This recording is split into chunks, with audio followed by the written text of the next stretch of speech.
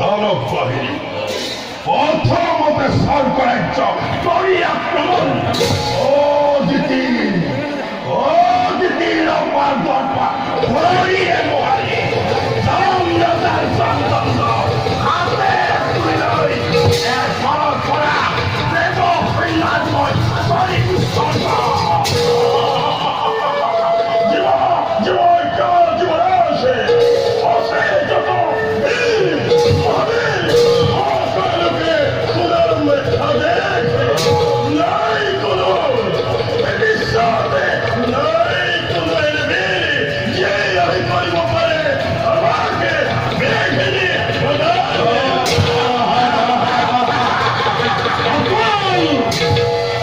হিমালয়ের হয় মহাকাশ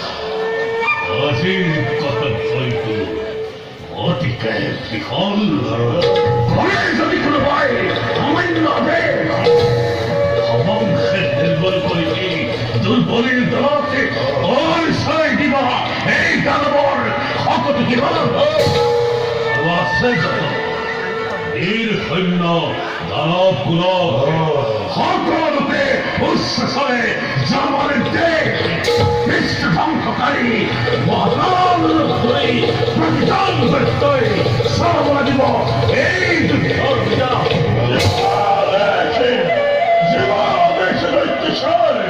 উন্নত খিলে করিম পালন